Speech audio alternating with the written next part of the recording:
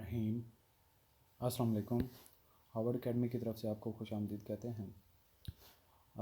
Constitution of Islamic Republic of Pakistan यानी कि पाकिस्तान का दस्तूर, उसका जो लास्ट सेशन हमने स्टार्ट किया था, लेंथी लेक्चर हो रहा था, तो इसलिए हमने उसको डिवाइड किया। अब हम उसका रिमेनिंग पार्ट कवर करेंगे, जो कि सब पार्ट 5 हमें कहता है कि when a person is detained in pursuance of an order made under any law providing for preventive detention, यानी कि ऐसी डिटेंशन जिसमें एक इंडिविजुअल को राइट नहीं होता कि उसको मजिस्ट्रेट के सामने लेके जाया जाए, उसकी मामले की संगीन इतना होता है, नोयत उसकी ऐसी होती है कि और कानून भी प्रिवेंशन एक्ट उसको प्रिवेंशन डिटेंशन उसको अलाउ करती है कि ऐसे बंदे को बगैर मजिस्ट्रेट के ऑर्डर के भी आप डिटेन कर सकते हैं। The authority making the rule order shell within 15 days from such detention communicate to such person the grounds on which the order has been made and shall afford him the earliest opportunity of making presentation against the order। यानी जो आप prevention detention के मुताबिक एक person को आपने arrest किया है, डिटेन किया है तो 15 दिन के अंदर अंदर आप उसको कम्युनिकेट करें कि किस वजह से आपको, किस जुर्म की वजह से आपको डिटेन किया हुआ है, और फिर उसके बाद उसको अर्लीस्ट कोशिश की जाए कि उसको मौका दिया जाए वो अपने आप को आगे पेश करे, सफाई में अपने जो कहना चाहे तो कह सकता है। प्रोविजन भी है, कुछ शर्तें हैं इसकी, that the authority making any such order may refuse to disclose facts which such authority consider it to be against the public interest to disclose. तो इस तरह की जो गिरफ्तारी है उसके मामले को डिस्क्लोज करने से अगर अथॉरिटी समझती है कि पब्लिक में अनरेस्ट पैदा होगी या पब्लिक के मफाद में नहीं है उनको ये चीज़ बताई जाए, तो वो इसको रोक भी सकते हैं। Sub part 6, the authority making the order shall furnish to the appropriate review board all documents relevant to the case unless certificate signed by secretary to the government concerned to the effect that it is not the in the public interest to furnish any documents is produced। अब यहाँ पे ये बात की गई है कि जिस पर्सन ने उसको जो अथॉरिटी है जिसने रिव्यू बोर्ड की तरफ इसको रेफ़र करना है, तो रिव्यू बोर्ड को डॉक्यूमेंट्स प्रोवाइड किए जाएंगे, यानी कि वो सबूत जो उनके पास मौजूद हैं। हाँ,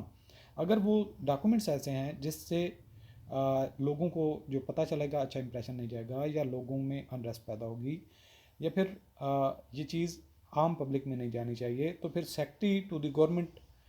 उनसे एक साइन शुदा आपको सर्टिफिकेट प्रोड्यूस करना पड़ेगा रिव्यू बोर्ड को कि ये डॉक्यूमेंट्स जो हैं वो मुनासिब नहीं है, कि पब्लिक इंटरेस्ट में नहीं है, उनको प्रोड्यूस किया जाए, इसलिए ये सर्टिफिकेट दिया जा रहा है। आप इस केस को विदाउट डॉक्यूमेंट्री प्रूफ प्रोसेस करें। सब पार्ट 7 है with in a period of 24 months commencing. यहाँ पे दो चीज़ें होंगी। 24 मंथ्स का मतलब है 2 साल, ठीक है, 2 ईयर, ठीक है। 2 साल के अंदर इस बंदे को जो कि डिटेन किया गया है ऑन द डे, ये 2 साल कब से शुरू होंगे, जब उसको डिटेन किया जाएगा in the pursuance of an order made under law providing for preventive detention, यानी कि जो ऐसा कानून जो कि आपको डिटेन करने का राइट देता है गवर्नमेंट अथॉरिटीज़ को, उसके ज़रिए से उसको अगर डिटेन किया गया तो पहले दिन से वो टाइम शुरू हो जाएगा। 2 साल के अंदर उसको क्या किया जाएगा, no person shall be detained in pursuance of any such order for more than total period of 8 months. कि 2 साल का ये टाइम शुरू होगा, लेकिन ये 2 साल का जो टाइम है इसके अंदर अंदर उसको पनिशमेंट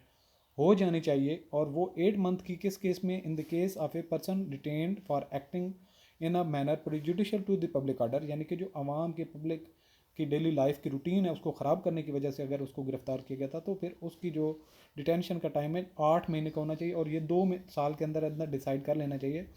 और अगर कोई दूसरा मामला हो तो 12 मंथ्स का जो ये टाइम पीरियड होगा।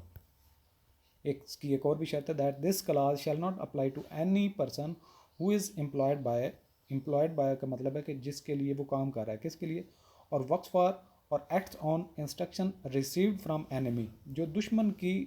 लिए काम कर रहा है, उसकी मुलाजमत पे लगा हुआ है, या उसके जो कॉन्ट्रैक्ट उसको देते हैं उस पर वो लगा हुआ है, वो काम कर रहा है, तो इस तरह के पर्सन के लिए ये कानून नहीं होगा, इस तरह की कोई उसके लिए ढील नहीं होगी। और हु इज़ एक्टिंग और attempting to act in a manner prejudicial to the integrity, security and defense of Pakistan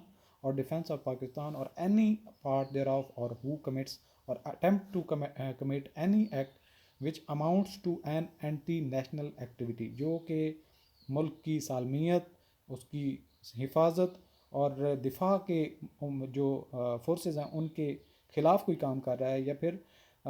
मुल्की मफादात के ख़िलाफ़ एंटी नेशनल एक्टिविटीज़ में वो इन्वॉल्व है। और ये जो डेफिनीशन है ये फेडरल लॉ के मुताबिक देखा जाएगा कि वो उसकी एक्टिविटीज़ की नौयत क्या है, उस पर इल्ज़ाम क्या है, उस पर जुर्म क्या बनता है। और is a member of any association, या फिर किसी एक एसोसिएशन के मेंबर है विच हैज़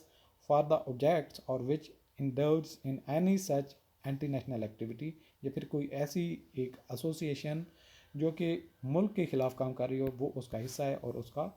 उसका मददगार है।